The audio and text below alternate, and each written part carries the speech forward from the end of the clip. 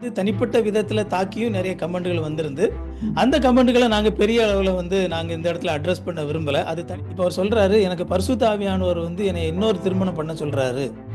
ஆர்எஸ்எஸ்க்கு எங்க ரிஜிஸ்ட்ரேஷன் இருக்குன்னு பாருங்கடா. அவர் இவ்வளவு பெரிய ஊழியக்காரரு, அவரே அதை செய்யறாரு. நான் செய்யறதுக்கு என்ன? எவ்வளவு தூரம் மானிட்டர் பண்றியோ அவ்வளவு தூரம் நான் எவ்வளவு உண்மையான ஆளுன்னு உனக்கு வெளிப்படும். அப்படிதான் நம்ம உண்மையான நபர்கள் நினைப்பாங்க. ஆமா. யார் வந்து அதை வருத்தப்படுவாங்கன்னா, நம்ம திருடுத்தனம் தெரிஞ்சிருமே நினைக்கிறவங்க தான் இதெல்லாம் வருத்தப்படுவாங்க. அது ரொம்ப ஆபத்தானது. நான் கண்ணு டாக்டர்கிட்ட போயிட்டு எனக்கு ஹார்ட் ஆபரேஷன் பண்ணுன்னு சொல்லுவேன் நான். அப்ப இன்னைக்கு நம்ம இதை பேசுவதனுடைய முக்கியமான நோக்கமே, சபையினுடைய ஊழியங்கள் நீடித்து தலைமுறை இருக்கணும்னா நமக்கு நல்ல சிஸ்டம் வேணும், அதே நேரத்தில் நல்ல நபர்கள் வேணும். கோர்ட்ல போய் கேஸ் போடுறாங்க, பிரச்சனை நடக்குது அப்படின்னு சொல்லி, பிரச்சனை இருக்கிறது இப்படி வெளிப்படையா தெரியுது அப்படிங்கும்போது அதுக்கும் காரணம் என்ன அப்படின்னா, இந்த மாதிரி ஒரு சிஸ்டம் இருக்குது, அதுக்கு அந்த மாதிரி அவங்க அலோவ் பண்ணுது அந்த சிஸ்டம். இந்த ட்ரஸ்ட்ல என்ன மாதிரியான தவறுகள் செய்வதற்கான வாய்ப்புகள் இருக்குது, அல்லது எப்படி எல்லாம் கொஞ்சம் மறைச்சிக்கலாம். அன்பான கிறிஸ்தவ சொந்தங்களுக்கு வணக்கம். திரும்பவும் இன்னொரு விழிப்புணர்வு வீடியோவில் உங்களை சந்திக்கிறதுல மகிழ்ச்சி. இன்றைக்கு மீண்டும் நம்மோட பாஸ்டர் மார்ட்டின் அவங்க நம்மளோட கூட மீண்டும் இணைகிறாங்க. நம்ம இதுக்கு முன்னாடி நாங்கள் 2 பேரும் பேசி போட்டிருந்த அந்த வீடியோ ரொம்ப முக்கியமாக இந்தியாவில் இருக்கக்கூடிய ஊழியங்கள் இந்தியாவில் எதற்கு கீழே பதிவு பண்ணப்பட்டிருக்குது அப்படிங்கிறத பற்றி நாங்கள் பேசின அந்த வீடியோ.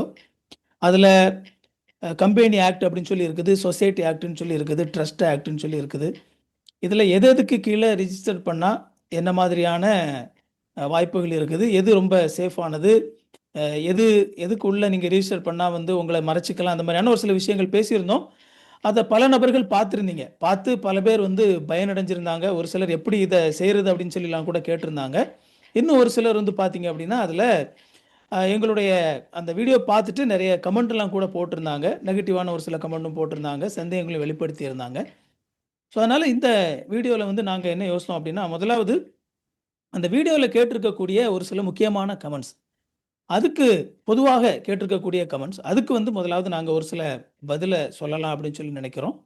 அதை சொன்னதுக்கு அப்புறமா ரொம்ப முக்கியமாக இன்றைக்கி இந்த வீடியோவில் பார்த்தீங்க அப்படின்னா, இந்த ட்ரஸ்ட் அப்படிங்கிற ஒரு விஷயம் அதுக்குள்ளே இருந்து கொண்டு எந்த மாதிரியான தவறுகள் செய்கிறதுக்கான வாய்ப்புகள் இருக்குது.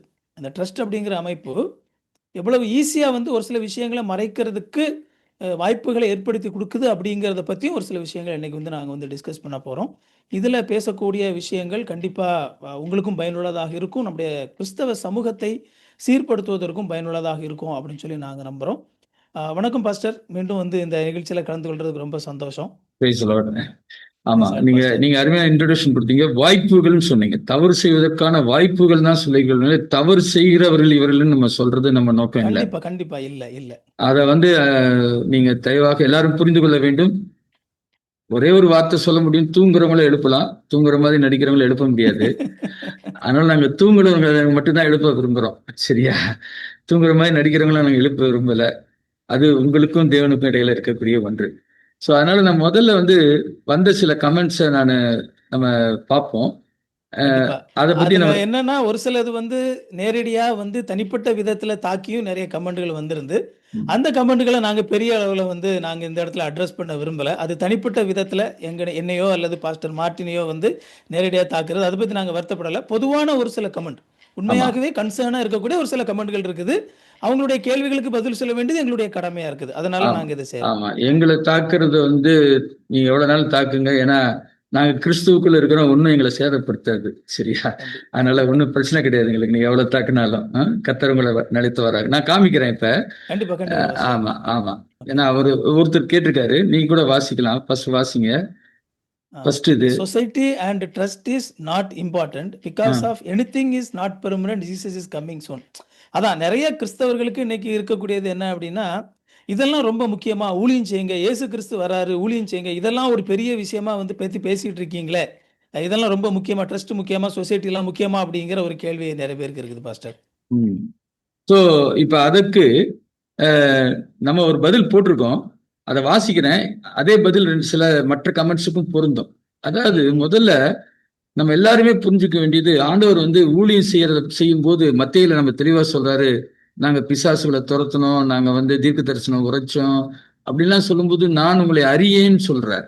அது சொல்றதுக்கான காரணம் என்னன்னா, ஊழியம் செய்த அந்த நபர்களை அவர் அவமானப்படுத்துகிறாரா அப்படிங்கிறத விட, தேவன் அவருடைய வார்த்தையை முக்கியப்படுத்துறார்.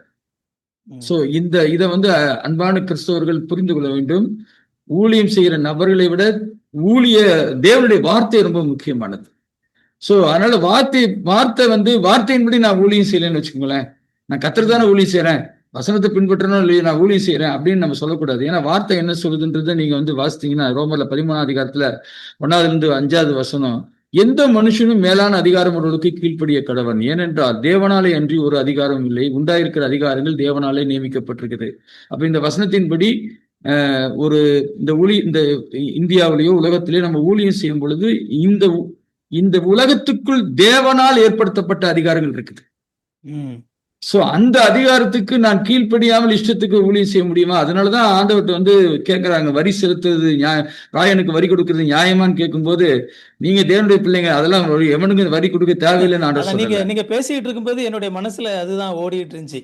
இயேசு கிறிஸ்து வாழ்க்கையில இருந்து ஒரு உதாரணத்தை நம்ம எடுத்து சொல்லணும் அப்படின்னா என்ன சொல்ல முடியும் அப்படின்னு சொல்லி நான் நீங்க பேசும்போதே மனசுல யோசிச்சுட்டு இருக்கும்போதே பாத்தீங்கன்னா எனக்கு இந்த சம்பவங்கள் தான் ஞாபகம் வருது. அதை விட இன்னொரு முக்கியமான ஒரு விஷயம் என்ன அப்படின்னா, இயேசு கிறிஸ்துவே வரி செலுத்துறாரு.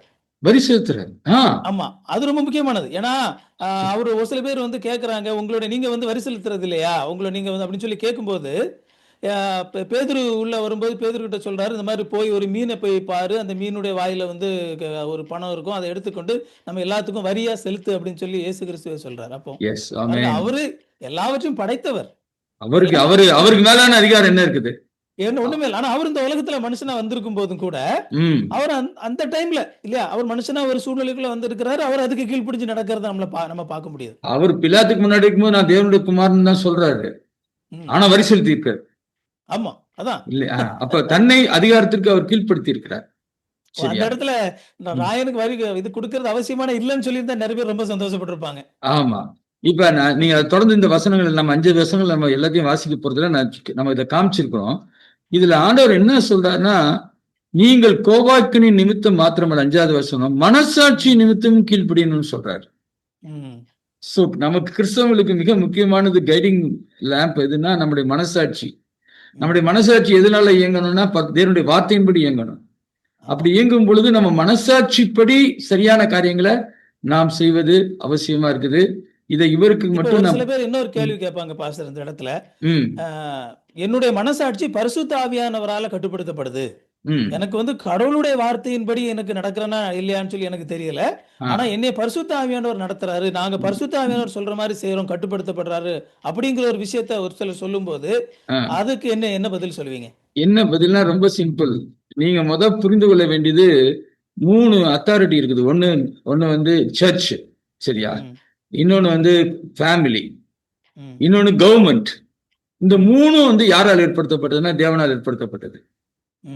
என் குடும்பம் நான் இஷ்டத்துக்கு நடந்துக்குவேன், என் குடும்பத்துக்குள்ள யாரும் ஒன்னும் சொல்ல முடியாது அப்படின்னு சொல்லாதபடிக்கு ஆண்டவர் 3க்கு ஒரு இன்டர் கனெக்ஷன் கொடுத்துருக்கிறாரு.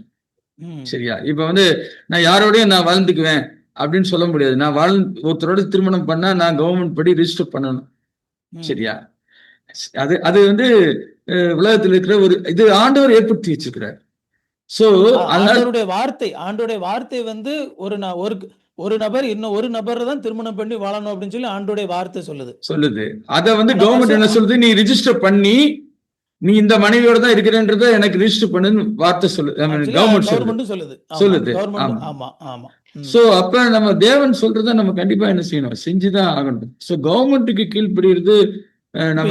என்னோட கேள்வி எந்த விதத்துல வந்துச்சு அப்படின்னா, இப்போ ஒரு உதாரணத்துக்காக சொல்றேன், கொஞ்சம் ஆக்வர்டா இருக்குன்னு நினைக்க வேண்டாம். ஒரு பாஸ்டர் ஒருத்தர், அவரு உங்களுடைய உதாரணத்தை வச்சே கேக்குறேனே, அவர் ஏற்கனவே ஒரு திருமணம் பண்ணி இருக்கிறாரு, ஒரு மனைவியோட வாழ்ந்துட்டு இருக்கிறாரு. இப்ப அவர் சொல்றாரு, எனக்கு பரிசுத்த ஆவியானவர் என்னை இன்னொரு திருமணம் பண்ண சொல்றாரு அப்படின்னு சொல்லிட்டு அவர் பரிசுத்த ஆவியானவர் சொல்றாருங்க என்கிட்ட, அவரே சொல்லி இருக்கிறாரு, அதனால நான் இன்னொரு பெண்ணையும் திருமணம் பண்ணிக்கிறேன் அப்படின்னு சொல்லிட்டு பண்றாரு. அப்படி நடப்பதற்கான ஒரு வாய்ப்பு இருக்குமா? எப்படி இருக்கும்? ஏன்னா பரிசுத்த ஆவியானவர் தான் வேதத்தை எழுதியிருக்கிறாரு. சோ வேதத்துல எழுதாத ஒன்றை எப்படி ஆவியானவர் சொல்லுவார்? சொல்ல மாட்டாரு. சோ அதுதான் நான் கேட்க, அதான் என்னுடைய கேள்வி. அப்ப ஆண்டவரே சொல்றாரு, நாங்க பரிசுத்த பருவத்துல அவங்களோட இருந்தோன்றாங்க. அதாவது நிறைய ஊழியர்கள் வந்து நாங்க மோட்சத்துக்கு போனோம், ஆண்டவரோட இருந்தோம்னு சொல்லும்போது நம்ம உடனே நமக்கு புல் அரிக்குது, அவங்க சொல்ற சாட்சி கேட்கறதுக்கு மகிழ்ச்சியா இருக்குது. அவங்க அனுபவம் எல்லாம் தப்புன்னு நான் சொல்லல, சரியா? ஆனா பேதுரு சொல்றாரு, நாங்க அங்க இருந்தோம், ஆனாலும் நீங்க அந்த அனுபவத்தை சொல்ற எங்களை பார்க்காதீங்க, தேவனுடைய வசனத்தை கவனிங்க, கவனித்திருப்பது நல்லது நல்லது அப்படின்ற. சோ எந்த உயர்ந்த ஆவிக்குரிய அனுபவத்திற்கு இருந்தாலும் அந்த நபர் சொல்வதை அப்படி அல்ல, வேதம் வசனங்கள் தான் நமக்கு மிக முக்கியமானது. சோ அதனால வந்து ஊழியங்கள் வந்து வேத வசனத்தின்படி செய்யப்பட வேண்டும் என்பது மிக மிக முக்கியமானது. அதுதான் நம்ம பேசுறோம். அதனால இந்த சகோதரர் இந்த சகோதரர் போட்டிருக்காரு. ஆனா இதே மாதிரி கேள்விகள் பலருக்கு இருக்கலாம், இருந்தால் நாம அதுக்கு சேர்த்து நம்ம இதை சொல்றோம். இன்னொருத்தர் சொல்றாரு, RSSக்கு எங்க ரிஜிஸ்ட்ரேஷன் இருக்குன்னு பாருங்கடா அப்படின்னு போட்டிருக்கிறாரு. சோ நான் என்ன போட்டிருக்கேன்னா, உங்கள் கருத்துக்கள் அவருக்கு ரிப்ளை என்ன போட்டிருக்கேன்னா, வேதபாரர் பரிசேயர்களுடைய நீதியிலும் உங்கள் நீதி அதிகமாக இராவிட்டால் பரலோக ராஜ்யத்தில் பிரவேசிக்க மாட்டீர்கள். சரியா? எல்லாரும் ஒழுங்கா வரி செலுத்துறாங்களா, என்னை மட்டும் நீ வரி செலுத்த சொல்றிய அப்படின்னு கேட்டா அடுத்தவங்க எல்லாம் யோக்கியமா வந்து அது எந்த விதத்துல நியாயமானது? இது வந்து ஒரு சரியான இந்த மாதிரி ஒரு பார்வையே தவறானது. மற்றவர்கள் எல்லாம் சரியில்லை, நானும் அப்படின்னு அந்த ஷேடோக்குள்ள நம்ம போய் மறைஞ்சுக்க முடியாது. அவங்க அப்படி செய்யறாங்க, அதனால நானும் அதை செய்யலாம் அப்படின்னு சொல்லி சொல்ற அந்த லாஜிக்கே தப்பானது. அவர் இவ்வளவு பெரிய ஊழியக்காரரு, அவரே அதை செய்யறாரு, நான் செய்யறதுக்கு என்ன அப்படின்னு சொன்னா அது தவறானது என்பதை நாம் இது சொல்லுகிறோம். சரியா? அடுத்தது இது மாதிரி சில காரியங்கள்லாம் இருக்குது. கேக்குறாங்க, நீங்கள் இருவரும் சொசைட்டியால இதை பத்தி எங்களை பத்தி தனிப்பட்ட விதத்துல கேக்குறீங்க. தனிப்பட்ட விதத்துல எங்களை கேள்வி கேட்கறதுக்கு உங்களுக்கு உரிமை இல்லைன்னு சொல்லல. ஆனா முதல்ல இந்த வீடியோல சொல்லப்பட்ட உண்மைகள் குறித்து உங்கள் கருத்து என்ன? இதை ஏற்றுக்கொள்றீங்களா? அதாவது எதுக்காக இது இப்படி ஒரு கேள்வி கேட்கிறாங்கன்னா, அதாவது நம்மளை வந்து ஒரு குற்ற மனசாட்சிக்குள்ள கொண்டு போய் நீ இன்னொருத்த பத்தி பேசக்கூடாதுன்னு சொல்ல வைக்கிற ஒரு முயற்சி இது. சரியா? சோ எங்களுடைய மனசாட்சி தேவனுக்கு முன்பாக சுத்தமாக இருக்கிறது, அதுல எந்த மாற்று கருத்தும் இல்லை. அதுக்கு தேவனே சாட்சியா இருக்கிறாரு. கண்டிப்பா உங்களுக்கு டீட்டெயில் வேணும்னா தனிப்பட்ட விதத்துல கேளுங்க, நாங்க எதுல இருக்கிறோன்றதை உங்களுக்கு கண்டிப்பா தருகிறோம். சொசைட்டியில் பதிவு செய்து தேர்தல் நடத்தி சண்டை மற்றும் கோர்ட் கேஸ் கோடிக்கணக்கான பணம் செலவு செய்கின்றனர். சாதகமான பாதகமானது. அதை என்ன சொல்றான்னா, இவர் சொல்றது வந்து தவறுன்னு நான் சொல்ல மாட்டேன். சொசைட்டிக்கு கீழே இருக்கக்கூடிய இல்லாட்டி கம்பெனி ஆக்டுக்கு கீழே இருக்கக்கூடிய, நான் எந்த சபைன்னு இப்ப சொல்ல விரும்பல, கம்பெனி ஆக்ட்ல ரிஜிஸ்டர் பண்ணப்பட்ட ஊழியத்துல இருக்கக்கூடிய சில சபைகள் இன்னைக்கு கோர்ட் கேஸ்ல இருக்கிறதுன்றது உண்மை, அது மறுக்கல. சொசைட்டில ரிஜிஸ்டர் பண்ணிட்டனால மட்டும் அங்க எல்லாமே கரெக்டா நடந்துருதா, என்ன பிரச்சனை இல்லாமல இருக்கிறாங்க அப்படிங்கறத அடிப்படை கேள்வி. ஆமா, இப்ப நம்ம சிம்பிளா விளக்குறேன் நானு. இப்ப நம்ம பேங்க் எடுத்துக்கோங்க, பேங்க்ல ஒர்க் பண்றவங்க அத்தனை பேரும் ஃப்ராடான ஆட்களா? கண்டிப்பா இல்ல. ஆனா அதனால ஃப்ராடான ஆள் இவர் ஃப்ராடான ஆள் இல்லை, அதனால வந்து நம்ம ரொம்ப லாகின் பாஸ்வேர்டோ இல்லாட்டி இந்த கண்டிஷன்ஸோ இல்லாம இஷ்டத்துக்கு அவங்க என்னன்னாலும் செய்ய விட்டுறலாம் அப்படின்னு ஒரு சாஃப்ட்வேர் டெவலப் பண்ண முடியுமா? அருமையான ஒரு கேள்வி. அப்ப சாஃப்ட்வேர் டெவலப் பண்ணும்போது என்ன டெவலப் பண்ணாங்க, ஒருவேளை யாராவது ஒருத்தர் தவறான அதை கையாள நினைச்சாலும் அவர் தவறு செய்ய முடியாதபடிக்கு அந்த சிஸ்டத்துக்குள்ள ஒரு லாக்கை வச்சாதான். இப்ப நான் வந்து உண்மையான ஆளுன்னு வச்சுக்கோங்க, இல்லாட்டி நீங்க உண்மையான ஆளு, நம்மளாம் வருத்தப்பட போறது இல்லை. என்னது எங்களை நம்பாம இப்படி எல்லாம் வச்சிட்டீங்களே அப்படின்னு நம்ம சொல்ல போறது. நீங்க இன்னும் 10 நாள் உங்க இஷ்டத்துக்கு பேங்க்ல இருக்கிற காசை வந்து நீங்க எங்களை வந்து இது பண்ணவே விட மாட்டேங்கிறீங்க, நாங்க எல்லாம் எங்க கரெக்டா கணக்கு எழுதி கொண்டு உள்ள வைக்க சொல்றீங்க, நாங்க என்ன அவ்வளவு மோசமான ஆட்களா, காசு எடுத்துட்டு போயிருவோமா நாங்க, அப்படி சண்டை போட முடியுமா? இல்ல, அப்படி போட மாட்டோம். இப்ப நம்ம ரூமுக்குள்ளேயே நம்ம போற இடத்துல ஒரு சிசிடிவி கேமரா இருக்குன்னு என்ன எதுக்கு மானிட்டர் பண்றீங்கன்னு நம்ம கேட்க மாட்டோம். நீ எவ்வளவு நாள் நல்லா மானிட்டர் பண்ணு, எவ்வளவு தூரம் மானிட்டர் பண்றியோ அவ்வளவு தூரம் நான் எவ்வளவு உண்மையான ஆளுன்னு உனக்கு வெளிப்படும். அப்படிதான் நம்ம உண்மையான நபர்கள் நினைப்பாங்க. யாரு வந்து அதை வருத்தப்படுவாங்கன்னா, நம்ம திருடுத்தனம் தெரிஞ்சிருமே நினைக்கிறவங்க தான் இதெல்லாம் வருத்தப்படுவாங்க. சரியா? சோ அதனால வந்து சிஸ்டத்தை வந்து நம்ம நல்ல சிஸ்டமா வைக்கிறது மிக முக்கியமானது. ஆனா என்னதான் சிஸ்டம் நல்லா வச்சாலும் இன்னைக்கும் நமக்கு என்ன நடக்குது, பேங்க்ல ஹேக்கிங் எல்லாம் நடக்குதா இல்லையா? சோ அப்ப நபர்களும் முக்கியமானவர்கள். சிஸ்டம் மட்டும் முக்கியமா இருந்தா போதா, நபர்களும் முக்கியமானவங்க. அப்ப இன்னைக்கு சபையும் ஊழியமும் நீடித்த நாட்களாக சிறப்பாக நடைபெற வேண்டும் என்றால் சபை வந்து என்ன செய்யணும்னா, இயேசு சொன்ன அந்த கடைசி கட்டளை என்னது? நீங்கள் சீஷராக்குங்க அப்படின்னு சொல்லிக்கிறார். சோ சீஷராக்குற வேலையை ஒழுங்கா செஞ்சா சபைக்குள்ள நிறைய பேர் சீஷராகும் பொழுது, சரியா, அவர்கள் தலைமைத்துவத்துக்கு வரும் பொழுது சிஸ்டமும் அது நம்ம பேசின மாதிரி பயங்கர இன்டர்லாக்கிங் சிஸ்டமா இருக்குது. அந்த இன்டர்லாக்கிங் சிஸ்டம் அவங்களை அஃபெக்ட் பண்ணாது. ஆனா அதே நேரத்துல காரியங்கள் சரியா நடக்கிறதுக்கு இந்த சிஸ்டம் அவங்களுக்கு உதவும் இல்லையா? அப்ப இன்னைக்கு நம்ம இதை பேசுவதனுடைய முக்கியமான நோக்கமே சபையினுடைய ஊழியங்கள் நீடித்து தலைமுறை இருக்கணும்னா நமக்கு நல்ல சிஸ்டம் வேணும். அதே நேரத்தில் நல்ல நபர்கள் வேண்டும். நல்ல நபர்கள்ன்றது நான் என்ன மீன் பண்றேன்னா, சீஷர்களாக அவர்கள் இருக்க வேண்டும். சோ இப்ப நம்ம உதாரணத்துக்கு போன வீடியோல நம்ம வந்து நியூ லைஃப் ஏஜி சர்ச்சை பத்தி நம்ம சில காரியங்களை பேசணும். பாசு மோசமானவரா? அது நம்முடைய நோக்கம் இல்ல. சாமுவேல் தீர்க்கதரிசி மோசமானவரா அப்படின்னா அவர் நல்லவர், ஆனா அவங்க பிள்ளைங்க இல்லையே. அப்ப ஹிஸ்டரி தான் நமக்கு லெசன் சொல்லி தருது. நான் சொல்றது பாசு மோகனுடைய பிள்ளைங்க மோசமானவன் சொல்லல. அதுக்கு பிறகு பொறுப்புள் வருகிறவர்கள் மோசமாவதற்கு வழியே இல்லை, மோசமாகவே மாட்டார்கள் அப்படின்னு ஊர்ஜிதமா சொல்ல முடியாது. சரியா? முடியாது. அப்படின்னு சொல்லும் போது அந்த ஊழியம் தொடர்ந்து நடக்கணும்னா தவறு செய்யக்கூடிய ஒரு தன்மை உள்ள நபர் ஒரு 2-3 ஜெனரேஷன் பிறகு வந்தால் அவர் தவறு செய்ய முடியாதபடி சிஸ்டம் என்ன செய்யணும்? ஏன் அதை தடுக்கணும்னு நான் சொல்ல விரும்புறேன்னா, அந்த ஊழியம் அவர் மட்டும் செஞ்ச ஊழியம் கிடையாது. அவரோடு சேர்ந்து பல மக்கள் அந்த ஊழியத்துல ஈடுபட்டு அந்த காரியத்தை கட்டி எழுப்பின அத்தனை பேருடைய முயற்சியும் பின்பாக வரக்கூடிய ஏதாவது ஒரு தவறான நபர் மூலமாக சிதைக்கப்படும் என்றால் அவ்வளவு நாள் நீங்க கட்டி எழுப்பினதெல்லாம் என்ன செஞ்சிடும்? சிதைந்து போய்விடும். சோ இதுதான் நம்ம வந்து சொல்ல விரும்புறோம். சோ இத புரிந்து ஒரு விதத்துல இப்ப சொசைட்டில வந்து சொசைட்டி ஆக்ட்ல இருக்கிறது அல்லது கம்பெனி ஆக்ட்ல இருக்கிறவங்க வந்து இந்த மாதிரி கோர்ட்ல போய் வந்து கேஸ் போடுறாங்க, பிரச்சனை நடக்குது அப்படின்னு சொல்லி, பிரச்சனை இருக்கிறது இப்படி வெளிப்படையா தெரியுது அப்படிங்கும்போது அதுக்கும் காரணம் என்ன அப்படின்னா இந்த மாதிரி ஒரு சிஸ்டம் இருக்குது. அதுக்கு அந்த மாதிரி அவங்க போறதுக்கும் அலோவ் பண்ணுது அந்த சிஸ்டம். ஒருத்தர் வந்து இன்னொருத்தர் கேள்வி கேட்கறதுக்கான ஒரு உரிமை அங்க இருக்கிறதுனாலதான் அதை கொண்டுட்டு அவங்க கோர்ட்டுக்கு போறாங்க. இந்த மாதிரியா இது ஒரு பிரச்சனை நடக்குது அப்படின்னு சொல்லி அதை கேட்கக்கூடிய ஒரு உரிமை இருக்குது. ஆனா அந்த பிரச்சனை வந்து யார் எதுவுமே நடக்கிறதே தெரியாது. அதுதான் பிரச்சனை. சோ அப்ப நம்ம என்ன சொல்ல விரும்புறோம்னா, அந்த கோர்ட்டுக்கு போகிறது விஷயமே ஏன் நடக்குதுன்னா டிசைபிள்ஷிப் ஒழுங்கா நடக்காதனாலதான் அந்த மாதிரி பிரச்சனையே வருது. பிரச்சனை சிஸ்டத்துல இல்ல, பர்சன்ல இருக்குது.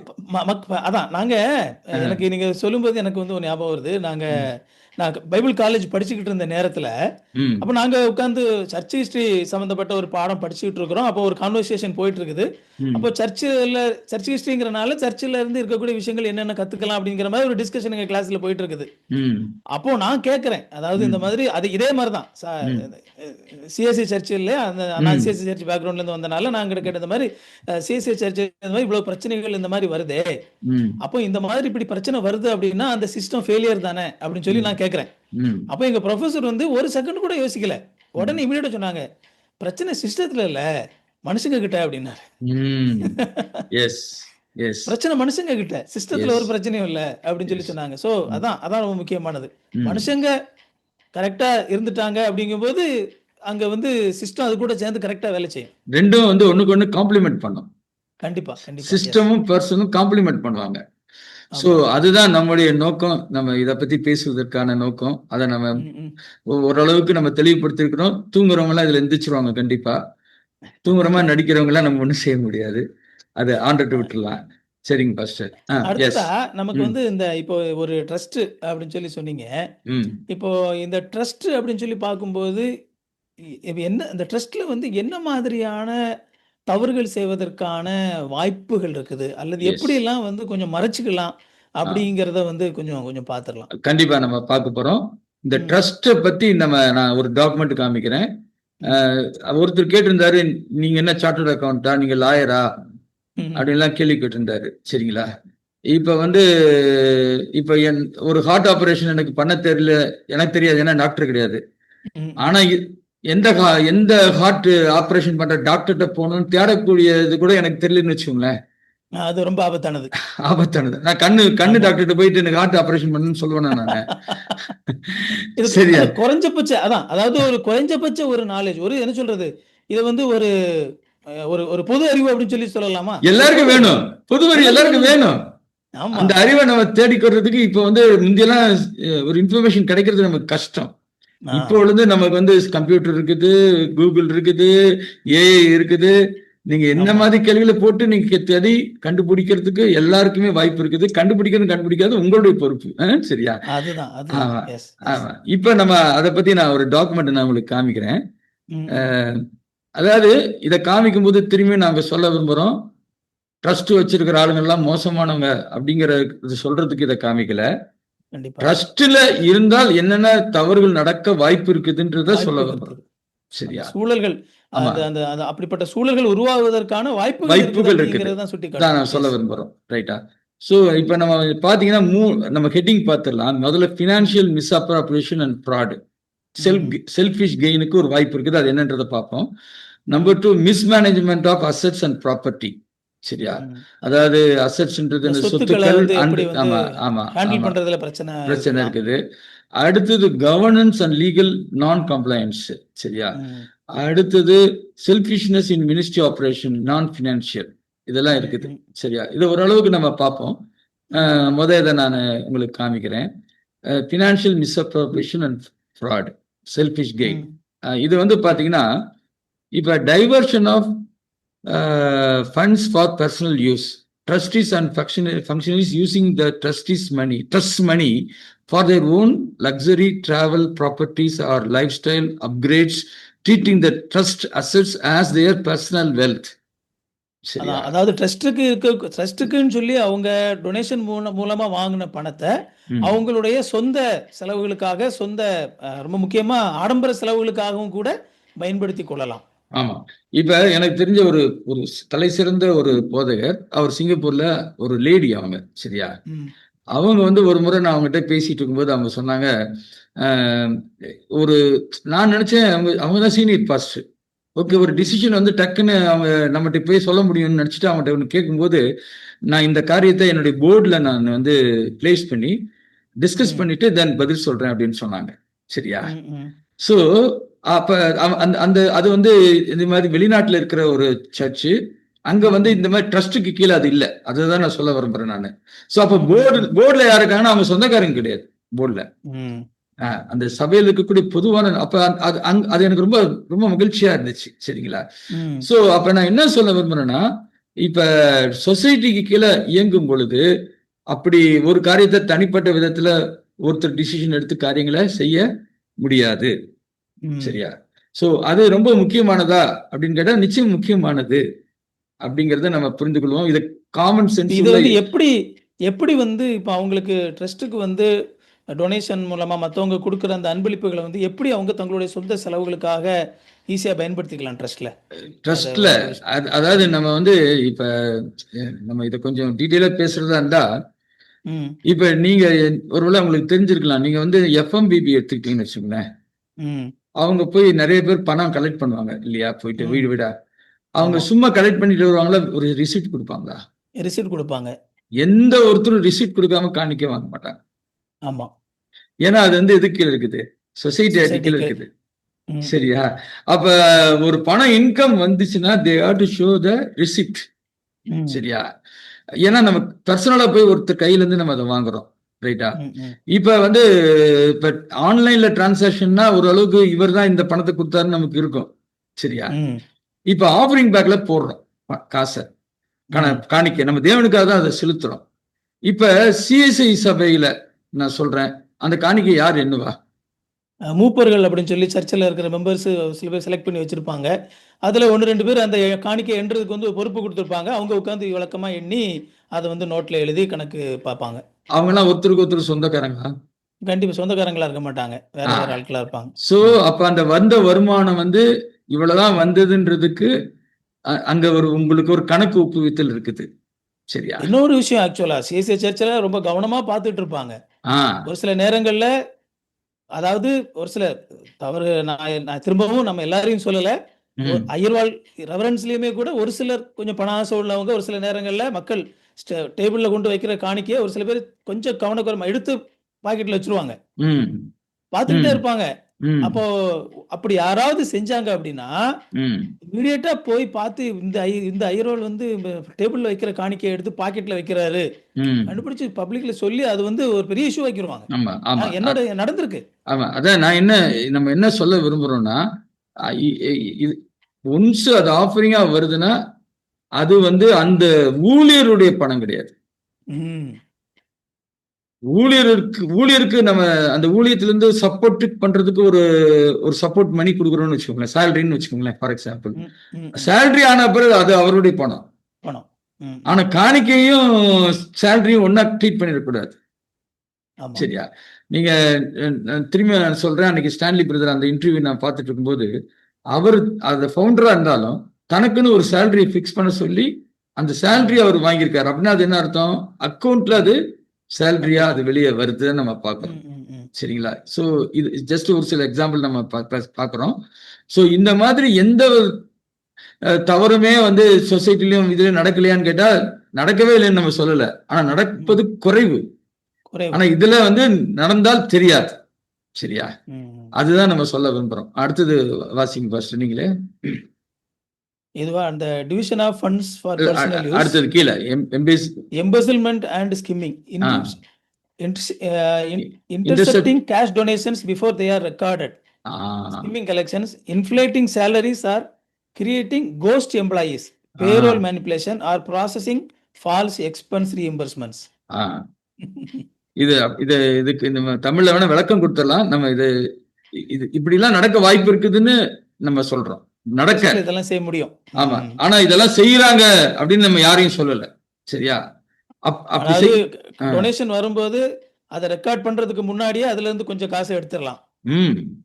அல்லது எடுத்துடலாம். ஆமா. அதாவது எம்ப்ளாயி இல்லாமலேயே எம்ப்ளாயி இருக்கிறதா கணக்கு காட்டி அவங்களுக்கு ஒரு சம்பளத்தை போட்டு அந்த காசு எடுத்துடலாம். அதே மாதிரி இல்லாத செலவு நடந்திருக்கு அப்படின்னு சொல்லி கணக்கு காட்டி காசு எடுத்துக்கலாம். அடுத்தது என்னன்னா யாரும் கேட்கறதுக்கு யாரும் இருக்க மாட்டாங்க. செய்தியே அப்படின்னு சொல்லி கேட்கறதுக்கு ஒரு மூணாவது மனுஷன் இருக்க மாட்டாங்க. ஆமா, அந்த நபரு அந்த ட்ரஸ்ட் ஆரம்பிச்ச நபர் உண்மையுள்ள நபரா இருக்கிற வரைக்கும் இது நடக்காம இருக்கலாம். ஆமா, அதுக்கு பிறகு நடக்காதுன்னு சொல்ல முடியாது. சரியா?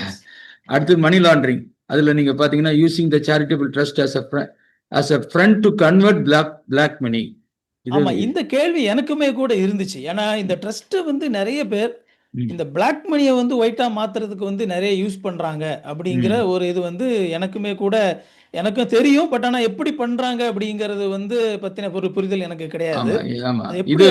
இது வந்து நம்ம பேசும்போது இதெல்லாம் கவர்மெண்ட்டுக்கு தெரியாதான்னு கேட்டீங்கன்னா நம்மளோட கவர்மெண்ட்டுக்கு நல்லாவே தெரியும். அதனால வந்து சிலர் வந்து நீங்களே போட்டு கொடுக்குறீங்களான்னு எல்லாம் சொல்ற ஆட்கள் இருக்கிறாங்க இந்த குரூப்ல. இதெல்லாம் கவர்மெண்ட்டுக்கு தெரியும், நடந்து நிறைய இடத்துல பிடிச்சிருக்காங்க. சரியா? அதனால நம்ம இப்ப இவர் செய்யறாரு அதன்னு நான் சொல்லல. ஆனா எனக்கு வந்து நமக்கு தெரிஞ்ச வரைக்கும் சில இடத்துல அது எப்படின்றத விட சில இடங்கள்ல நான் செவி வழி செய்தி தான் நான் சொல்றேன். அங்க போய் நம்ம பிளாக் மணியை கொடுத்தா சரிங்களா, அவங்க நமக்கு ஒரு 10% பிடிச்சிட்டு they will give white money. Okay. அப்படிதான் இருக்குது. இல்லாட்டி அவங்க வந்து அதை இன்னும் அது நிறைய டிஃபரெண்ட் மோடஸ் ஆஃப் ஆப்ரண்டி இருக்குது. அதை வந்து நம்ம வந்து ட்ரஸ்டா இருந்தா நடக்கிறதுக்கு வாய்ப்பு இருக்குது. அவ்வளவுதான் நம்ம சொல்றோம். அவ்வளவுதான் சொல்ல முடியும். சரியா? அது கவர்மெண்டோடைய ஏரியா. ஒருவேளை நடக்கல அப்படிங்கறத கண்டுபிடிக்க வேண்டியது அவங்க வேலை. இப்ப கேள்வி என்னன்னா, ஒருவேளை எனக்கு அது தெரிய வருதுன்னு வச்சுக்கோங்க, இப்படி ஒருத்தர் செய்யறான்ட்டு நான் அதை சொல்லலாமா? கண்டிப்பா சொல்லலாம். இப்ப இதுல வந்து நம்ம அமெரிக்கால ஒருத்தர் இப்ப சுட்டாங்க இல்லையா, சார்லி கிரிக்கா. ஆமா, சார்ல்ஸ் கிரிக். அவர் கொன்னவரை வந்து சொன்னது யாரு, கண்டுபிடிச்சு கொடுத்தது யாரு? சொந்த அப்பா தான் பையன் சுட்டுட்டான்னு தெரிஞ்சவனையே அவர் வந்து போலீஸுக்கு இன்ஃபர்மேஷன் கொடுத்துறாரு. இப்ப சொல்லுங்க, அவர் மோசமான அப்பாவா? சோ சில நேரங்கள்ல இந்த உறவுகள்லாம் இருக்குது பாத்தீங்களா, உறவுகள் பர்சனலா அவங்க மேல இருக்கிற ஈடுபாடுகள் எல்லாம் தவறு செய்யும் போது கண்டுக்காம போகக்கூடிய தன்மை. ஆக்சுவலா அது வந்து உண்மையில தேவனை நேசிக்கிறவங்க அப்படி இருக்க முடியாது. அது நம்மளுடைய கல்ச்சரல் ப்ராப்ளம் இதுல இருக்குது. இப்ப அமெரிக்கால வந்து ஒரு பிப்ளிக்கல் பேஸ் இருக்கிறனால அது வந்து அவங்களுக்கு இந்த மாதிரி செய்யக்கூடாது, தப்புன்னு சொல்லி தெரியுது. ஆனா இங்க வந்து பாத்தீங்கன்னா இங்க உள்ள ஒரு அப்பா செஞ்சிருந்தாருன்னா சுத்தி இருக்கிற சொந்தக்காரங்க எல்லாம் நீ எல்லாம் ஒரு அப்பனா, ம் ஏன்டா அப்படி செய்யற, ம் பேசாம இருக்க வேண்டியதானே அப்படின்னு சொல்லி தான் திட்டுவாங்களே தவிர ம் அதுல இருக்கிற நியாயத்தை கண்டுகிட்டதுக்கு வந்து ரொம்ப தயங்குவாங்க. அதான் இதுதான் நம்ம வேதனையானது. இது வந்து நம்ம வந்து வேதத்தின்படி தான் நம்ம இதை பார்க்க முடியும். அந்த சரியா? அதே மனநிலை வந்து இங்க வரும்போது ம் நீங்க ஏன் இது தப்பு பண்ணாலும் பரவாயில்ல, நீங்க வந்து கண்டுக்கிடாம இருங்க, ஏன் ம் இது நீங்க சொல்லிக் கொடுக்குறீங்க அப்படின்னு சொல்லி தான் நினைக்கிறாங்களே தவிர ம் இல்ல அப்படி செய்யக்கூடாது, நம்ம கடவுளுடைய வார்த்தையின்படி நம்ம இருக்கணும். ஒரு நபர் தவறு செய்வாரானா நான் என்ன அதை சொல்றேன்னா, திருத்த நம்ம எடுத்தோடனே பப்ளிக்கா சொல்லக்கூடாது. அது நமக்கு ம். அது எல்லாருமே ஒத்துக்கணும். ஏன்னா ஆண்டுடைய வசனம் அப்படிதான் சொல்லுது. ஆமா. தனிப்பட்ட விதத்துல தான் போய் சொல்லணும். அப்படின்னா தனிப்பட்ட விதத்துல தான் சொல்லணும். அதனால நீங்க பேசப்பட்ட காரியங்கள்லாம் தனிப்பட்ட விதத்துல சொல்லியாச்சுன்னு நம்ம ஏற்கனவே சொல்லிட்டோம். சரியா? ம். சரியா? இப்ப தனிப்பட்ட விதத்துல சொல்லி சரியாகாத போது நம்ம ஜனங்ககிட்ட சொல்ல வேண்டிய சூழ்நிலை வருவதற்கு காரணம் நம்ம இல்ல, அதை ம். சரி பண்ணாதவர்கள் தான். சரியா? இன்னொரு விஷயம் வந்து இதுல நம்ம எந்த ஒரு நபர்களையும் நம்ம குறிப்பிட்டு பேசல. பொதுவான ம். ஒரு பிரச்சனைகள் தான் நம்ம பேசுறோம். ம். அடுத்ததா இந்த வீடியோ பேசுறதுக்கான இன்னொரு முக்கியமான நோக்கம் அந்த நபர் சரியாவாரு அப்படிங்கிறத விட ம். அதை குறித்த விழிப்புணர்வு மக்களுக்கு கிடைக்கணும் அப்படிங்கிறதுக்காக தான். ஆமா. மக்கள் ரெண்டும் ஏமாறக்கூடாது ரெண்டும் அப்படிங்கிறது தான் ரெண்டும் முக்கியம். நடக்கணும்னு விரும்புறோம். அதான். அட்லீஸ்ட் ஆமா. 2 நடக்கலன்னா 1வது நடக்கட்டும். ஒண்ணாவது நடக்கணும். ஆமா. ரைட்டா? ம். அடுத்து ரிலேட்டட் பார்ட்டி டிரான்சாக்ஷன்ஸ் இல்ல எஃப்சிஆர்ஐ சொல்லுது பாருங்க, வாசிங்க. Illegal foreign contribution misuse. Mm. Diverting foreign funds received under the Foreign Contribution Act for non-permitted purposes, personal gain or activities that violate Act, such as what the government may interpret as forced conversion activities. ஆக்சுவலா நீங்க பாத்தீங்கன்னா இந்த எஃப்சிஆர்ன்றது foreign contribution வந்து வெளியேந்து வாங்குறது. இந்த tsunami வந்துச்சு தெரியுமா? Tsunami வந்த போது கவர்மெண்ட் வந்து ஒரு ரிலாக்ஸேஷன் கொடுத்துச்சு ஃபாரின்ல இருந்து வாங்குறதுக்கு. அதுல வந்து எவ்வளவு காரியங்கள் எல்லாமே கரெக்டா நடந்துச்சா அப்படின்னு கேட்டீங்கன்னா நிச்சயமா நடக்கல. சரியா? உண்மைதான். ஆமா. சோ அந்த அதனால சுனாமி நேரத்துல வந்து ட்ரஸ்ட் வச்சுட்டு அது மூலமா பணக்காரங்க ஆனவங்க நிறைய பேர் உண்டு. சோ இதெல்லாம் வந்து நம்ம இதை கேட்கிற அன்பானவர்கள் இதெல்லாம் நீங்க கண்ணை மூடிட்டு நீங்க அதெல்லாம் நடக்கலன்னு சொன்னீங்கன்னா நீங்க ஆக்சுவலா அந்த சுனாமி நேரத்துல நடந்த விஷயங்களை மட்டும் நம்ம பார்த்து யார் யார் என்ன பண்ணா அப்படிங்கறத மட்டும் நம்ம பேசினா பல பேர் வந்து நெஞ்சே உடைஞ்சிரும். அதனால நம்ம நடந்துச்சு பொது அறிவோட நீங்க தேடி பாருங்க நடந்துச்சா நடக்கல, சொல்றது உண்மையா, இப்ப சொல்ற காரியம் உண்மையா பொய்யா, அதுதான் இது. சரியா? யார் செஞ்சாங்கன்றது மேட்டர் கிடையாது. நடந்துச்சா, அப்ப நடக்க வாய்ப்பு இருக்குதா, ட்ரஸ்ட் இருந்தா நடக்க வாய்ப்பு இருக்குது. அடுத்தது ரிலேட்டட் பார்ட்டி டிரான்சாக்ஷன்ஸ் வாசிங்க.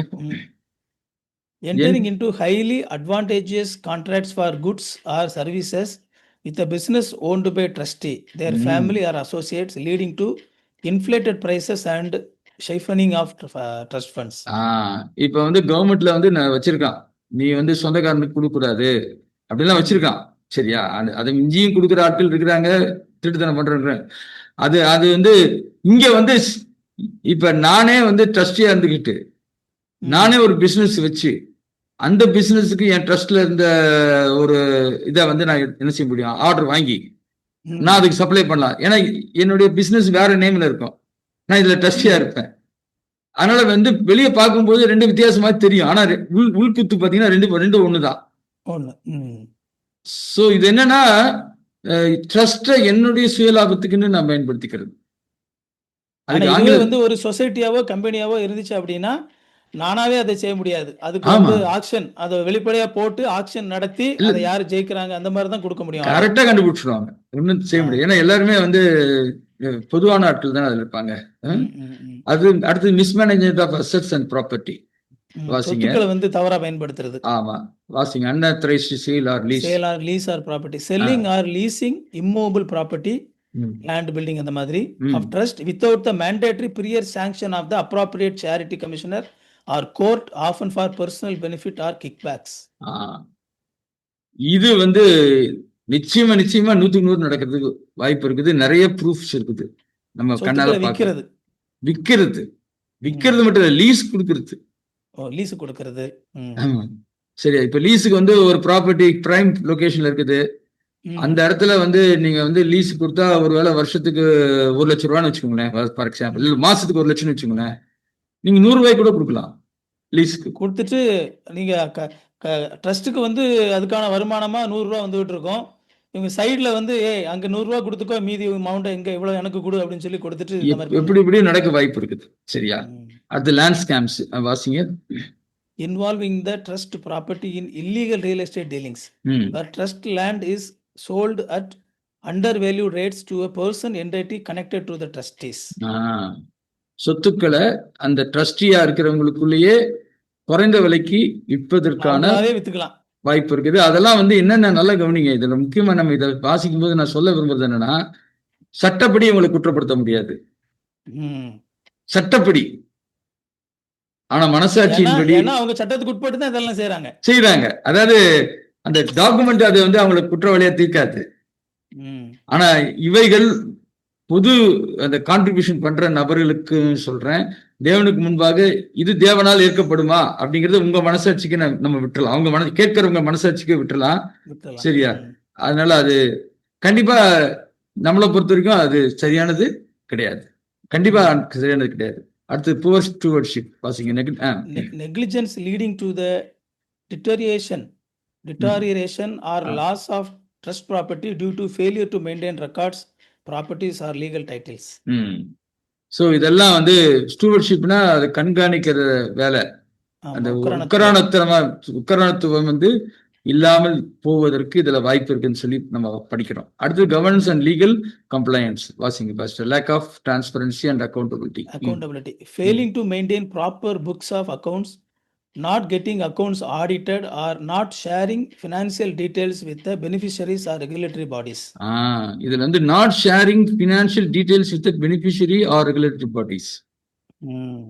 சோ எப்பவுமே வந்து கணக்கு ஒப்புவித்தல் ரொம்ப ரொம்ப முக்கியமானது. அது செய்யாம இருக்கும் பொழுது அங்க வந்து லேக் ஆஃப் டிரான்ஸ்பரன்சி, அதாவது வெளிப்படைத்தன்மையும் கணக்கு ஒப்புவித்தலும் இல்லாமல் போகுதுன்னு சொல்லி பார்க்கிறோம். Non filing of statutory reports, failure to file annual returns, audit reports or compliance documents with income tax department and or the charity commissioner register of society which conceals misuse. சரிங்களா? So தவறானது இது. அடுத்து self serving appointments, appointing family members or close associates to key position and creating a closed self perpetuating system dynasty. Clean up பாருங்க. That is not accountable to wider public or ministry members. So இது வந்து நானே ராஜா நானே மந்திரி தான். டைனஸ்டின்னு நம்ம சொல்லும் போது இங்க ஒரு காரியத்தை நம்ம பேசணும். ஒரு போதவர் அவருடைய மகனை ஒழித்து கொண்டு வரக்கூடாதுன்னு சொல்லி கேட்டா 100க்கு 100 கொண்டு வரக்கூடாது என்று நாம் சொல்லவில்லை. சொல்ல முடியாது, நம்ம சொல்லவே இல்லை, சொல்ல முடியாது. ஆண்டவர் அந்த பையனை அவருடைய மகனை ஊழியத்துக்கு அழைப்பாரானா, நீ ஊழியத்துக்கு வரக்கூடாதுன்னு சொல்லி சொல்றதுக்கு நமக்கு என்ன ரைட்? நமக்கு என்ன விருப்பம் இருக்குது? ஆனா நம்ம என்ன சொல்ல வரணும்னா, அந்த போதவர் அப்படி கொண்டு வரும் பொழுது அந்த மகன் தேவனால் நியமிக்கப்பட்டவனா இருக்கணும். அவ்வளவுதான். அதான் அது வந்து நம்ம இவங்க தேவனால் நியமிக்கப்படல நம்ம யாரையும் சொல்ல விரும்பல. ஆனா திருச்சபையில அதே திருச்சபையில ஒரு போதகர் ஒரு திருச்சபை ஆரம்பித்திருக்கிறாரு. அந்த திருச்சபையில் இருக்கக்கூடிய ஒரு விசுவாசிகள் மத்தியிலிருந்து ஆண்டவர் ஒரு நபரை அந்த திருச்சபையினுடைய அடுத்த ஒரு ஊழியத்துக்கான தெரிவாக ஆண்டவர் தேர்ந்தெடுக்கும் போது அதை புறக்கணிச்சிட்டு இல்ல இது நான் ஆரம்பிச்ச சர்ச்சு, அதனால என் பையன் தான் அடுத்தால வரணும் அப்படின்னு சொல்லி நிக்கிறது வந்து தேவ சித்தத்துக்கு எதிர்த்து நிக்கிறது இல்ல, எதிர்த்து நிக்கிறது. அந்த போதவர் வந்து தன்னுடைய சபையில ஒரு உதாரணத்துக்கு ஒரு 20-30 பேரை நல்லா அவர் மென்டர் பண்ணி அதுல ஒரு பையனா அவர் சன் கூட இருக்கலாம். சரியா? ஒன்றும் பிரச்சனை இல்லை. அவங்க டிசைபிள்ஷிப் ப்ராசஸ்ல எல்லாரும் போய் அதுல இருந்து இவனுக்குள்ள அந்த அழைப்பு இருக்குன்னா எமர்ஜ் ஆகி வரும் பொழுது ஆட்டோமேட்டிக்கா தெரியும் இல்லையா? இப்ப ஃபார் எக்ஸாம்பிள் யோனத்தான் வந்து வரணும்னு நினைக்கிறான் அவங்க அப்பா சவுலு. ஆனா தேவன் வந்து யாரை தேர்ந்தெடுத்திருந்தாரு? தாவீதை தேர்ந்தெடுத்தார். சோ அவனுக்கு காலி அவன் சொல்றான், நீ சிம்மாசனத்தை அவன் எடுத்துருவான்டா அப்படின்னு சொல்றான். அவன் 2 பேரும் சிநேகிதனா இருந்தனால யோனத்தானை பாராட்டணும். இவன் தான் சரியான பொறுப்பு. சோ இது வந்து தெய்வீகமா யோனத்தான வந்து நம்ம இந்த காலத்துல இருக்கக்கூடிய இந்த பாஸ்டர் பிள்ளைங்களுக்கு ஒரு முன்னுதாரணமா நம்ம காட்டலாம். அருமையான உதாரணமா ஒரு உதாரணம். பாரு ஆண்டவர், அதாவது அவன் ஆண்டவருக்கு முன்னாடி எவ்வளவு உண்மையா இருக்கிறான் அப்படிங்கறத வந்து நம்ம பார்க்க முடியுது. ஆண்டவர் நம்ம அழைக்கல அப்படிங்கும் போது உண்மையான அழைப்புக்கு விட்டு கொடுக்குறான். ஆமா ஆமா. சோ இதுல வந்து என்னன்னா ஆட்டோமேட்டிக்கா ஜனங்களுக்குள்ள ஒரு மைண்ட் செட் இருக்குது. பாஸ்டர்னா அதுக்கு அடுத்து அவங்க மகன் தான் வரணும்ன்ற ஒரு மைண்ட் செட் இருக்குது. அந்த மைண்ட் செட் வந்து ஜனங்க வந்து மாத்தணும்ன்றதை நான் சொல்றேன். மாத்தணும்னா என்ன சொல்ல விரும்புறேன்னா, உங்க பாஸ்டர் மகன் வந்தா நீங்க ஏற்றுக்கொள்ளணும், அதையும் சொல்லிடுறோம் நம்ம சேர்த்து, சரியா? ஆனா அவன் எமர்ஜ் ஆகி தேவனால் நியமிக்கப்பட்டு வர்ற பட்சத்துல அதை நீங்க ஏற்றுக்கொள்வது எந்த தவறும் இல்லை. கிடையாது. ஆனா போதவருடைய ரோல் ரொம்ப முக்கியமானது. அவர் ஜெபிச்சு பலரை ஒரு உருவாக்கி அவர் நியமிச்சா அந்த ஊழியம் தேவனால் அங்கீகரிக்கப்பட்ட ஊழியமா தொடரும் என்பதில் எந்த சந்தேகமும் இல்லை. அடுத்தது பிரீச் ஆஃப் ட்ரஸ்ட் டீட் வாசிங்க Trust first. deed. Acting against the clear objects and clauses stated in the registered trust deed. Example, using funds meant for relief for poor for commercial activities. இப்ப என்னன்னா இதுல வந்து இந்த ட்ரஸ்ட் டீல என்ன எழுதிட்டாங்கன்னு யாருக்குமே தெரியாது. அதான் பிரச்சனை. ம். ஏன்னா இந்த ட்ரஸ்ட் டீல நீங்க வந்து காப்பி டாக்குமெண்ட் போட்டு வாங்க முடியாது. ம். இதே இது சொசைட்டி நீங்க வாங்கலாம், ஆமா. சரியா? அது அவங்க அப்ஜெக்டிவ்ஸ் என்ன இருக்குதுன்னு வாங்கலாம், அதுக்கு பணம் கட்டி வாங்கணும். ஸோ அதை செய்ய முடியாதனால யாருக்குமே இது என்ன நடக்குதுன்னு நமக்கு தெரியாது. அடுத்தது ஆமா, செல்ஃபிஷ்னஸ் இன் மினிஸ்ட்ரி ஆபரேஷன்ஸ் நான் ஃபினான்ஷியல். வாசிங்க. Using ministry For personal fame, ego. Focusing the entire ministry effort on building the personal brand, power or influence of the leader rather than the core spiritual or charitable mission. So focusing intermission building personal brand. இது அவங்க இங்கதான் first என்ன நோக்கத்திற்காக வச்சிருக்காங்களோ அதுக்கு பயன்படுத்தாம இவங்க தங்களுடைய சொந்த புகழை வளர்த்துக்கிறதுக்காக தங்களுக்காக அதை பயன்படுத்திக்கிறது. இதை வந்து இது வந்து ஆவிக்குரிய ஒரு வளர்ச்சியின்மையை குறிக்குது ஆக்சுவலி. சரி, இப்போ அவங்களுடைய சொந்த பிராண்டை தான் அவங்க பண்ணணும் அப்படின்னா அவங்கள வந்து அதை ஸ்பிரிச்சுவல் அப்படிங்கிற ஒரு விஷயத்தை உள்ள கொண்டு வராம அவங்க தனியா ஒரு பிராண்டாவோ அல்லது தனியா ஒரு கம்பெனியாவோ அதை ஆரம்பிச்சு அவங்க சொந்தமா அவங்கள பர்சனல் பிராண்டை பில்ட் பண்ணிக்கலாம். அதுல எந்த ஒரு பிரச்சனையும் இல்லை. 1 கொரிந்தியர் 3ஆம் அதிகாரத்துல நான் பவுலை சேர்ந்தவன், நான் வந்து அப்போலோவை சேர்ந்தவன் சொல்றீங்களே, அப்போலோவா உங்களுக்காக மரிச்சான்னு சொல்றாரு இல்லையா? அந்த 3ஆம் அதிகாரத்துல 1 நான் நட்டேன் அப்போலோ நீர் பாய்ச்சினா தேவனே அதை விளைய செய்தார். அப்படின்னா என்ன அர்த்தம் அப்படின்னா, நான் இவரை சார்ந்தவன் அப்படின்னா எப்படி அது வருதுன்னா 2 விதத்துல இருக்குது. ஜனங்களும் அப்படி ஒருத்தர் ஐடென்டிஃபை பண்ணிக்கிறாங்க, இது இன்னொரு இடத்துல ஹீரோயிசம், சரியா? இல்ல அந்த மாதிரி வந்து மக்கள் வந்து டைரக்டாவும் இன்டைரக்டாவும் மோட்டிவேட் பண்ணப்படுறாங்கல்ல. அந்த மோட்டிவேட் பண்ணப்படுறதுதான் நம்ம பேசுறோம். பவுல் வந்து உடனே கரெக்ட் பண்றாரு. அவங்களுக்கு ஒரு பெனிஃபிட் கிடைச்சி அவங்க வந்து சந்தோஷமா ஒரு அவங்க மனசுல வந்து தங்களை முக்கியமான ஒரு இடத்துல வச்சிருக்காங்கன்னா அதை நம்ம தப்புன்னு சொல்லல. ஆமா, அது ஹானர் பண்றது வேற, ஹானர் பண்றது. எஸ். ஆனா நான் வந்து என்னை வந்து முக்கியமான இடத்துல அவங்க மற்றவங்க கொண்டு வருவதற்கு என்னை ப்ரொஜெக்ட் பண்ணி கொண்டு போறதுதான் நம்ம இங்க பேசுறோம். ப்ரொஜெக்ட் பண்றது, சரியா? கிறிஸ்துவே அப்படி அவர் செய்யவே இல்லை இல்லையா? ஆண்டவரும் போதவருமாகி நானே உங்கள் கால்களை கழுவினது உண்டானால். அப்ப அவர் என்ன காமிக்கிறாரு? நான் ஊழியம் கொள்ள வரல, ஊழியம் செய்ய வந்தேன்றார் ஆண்டவர். சோ அந்த ஒரு காரியம் இல்லாம போவதற்கான வாய்ப்புகள் இருக்குதுன்றது நம்ம இங்க இதை பாக்குறோம், சரியா? அடுத்தது வாசிங்க bus. coercion, manipulation, using spiritual authority or doctrines to pressure people into giving disproportionate amounts, tithing, offerings, or to control their personal lives, which is spiritual form of self-interest. So இது வந்து நம்ம முக்கியமா இதை கவனிக்கணும். இது வந்து எல்லாரும் கிடையாது. இது செய்யறவங்க நபர்கள் இருக்கிறாங்களான்னு கேட்டீங்கன்னா ஊழியத்துல கண்டிப்பா இருக்கிறாங்க. அதாவது பயமுறுத்திடுவாங்க உங்களுக்கு, சரியா? இப்ப வந்து நம்ம கர்த்தர் உற்சாகமா கொடுக்கணுமா அப்படின்னு கேட்டா 100 உற்சாகமா கொடுக்கணும், அதுல எந்த சந்தேகம் கிடையாது. ஆனால் இது பயமுறுத்தலின் கீழே கொடுக்கப்படணுமா அன்பின் நிமித்தம் கொடுக்கப்படணுமா அப்படின்னு கேட்டீங்கன்னா அன்பின் நிமித்தம் கொடுக்கப்படும்.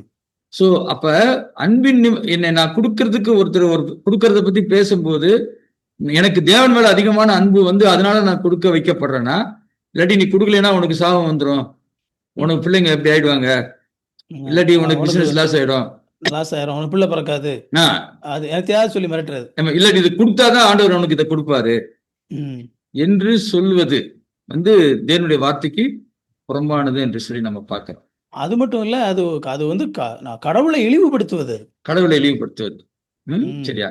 அடுத்து வாசிங்க. Lack of mission focus.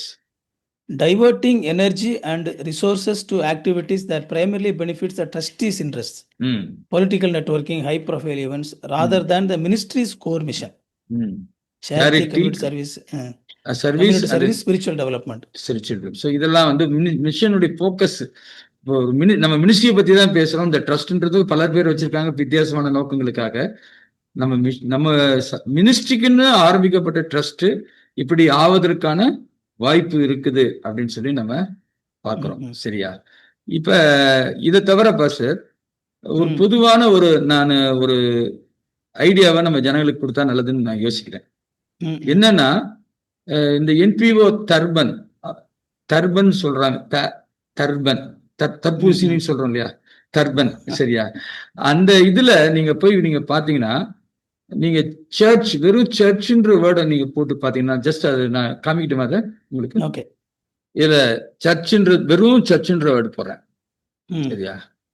போட்டுட்டு எந்த ஸ்டேட்டையும் நான் செலக்ட் பண்ணல, கேப்சா மட்டும் நான் ஃபில்அப் பண்றேன்.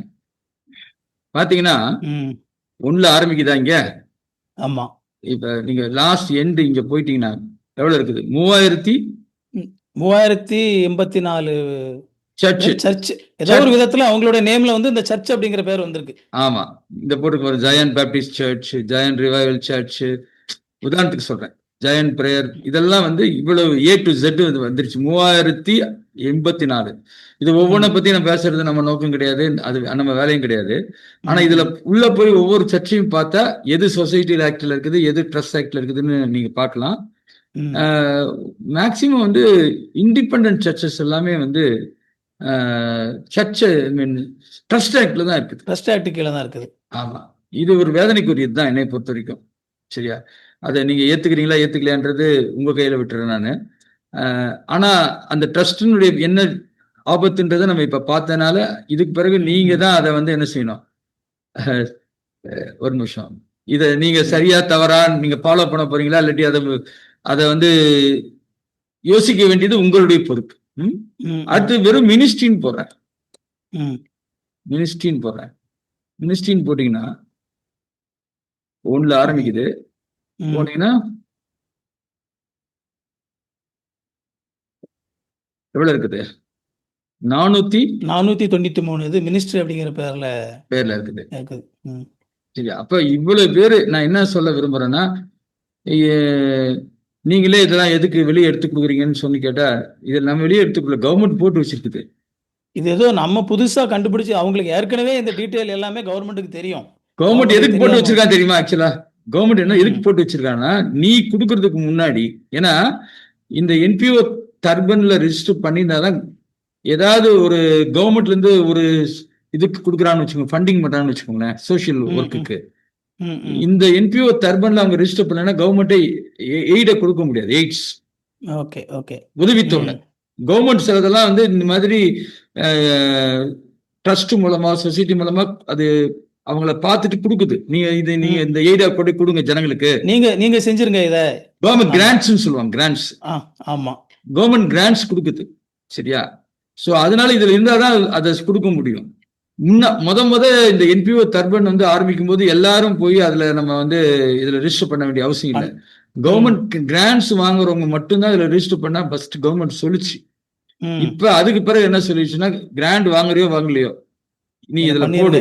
ஏன்னா உனக்கு பணம் கொடுக்கறவங்க யாரு? பொதுமக்கள். சோ அவங்களுக்கு உன்னை பத்தி தெரியணும்னு இருக்குதான் அதை போட்டு வச்சிருக்குது. இதை வந்து நம்ம புரிஞ்சுக்காம இதெல்லாம் எதுக்கு வெளியே சொல்றீங்க அப்படின்னு சொல்றது வந்து சிறுபிள்ளைத்தனமானது. சரியா? சோ இதை நம்ம புரிந்து கொள்ள வேண்டும்.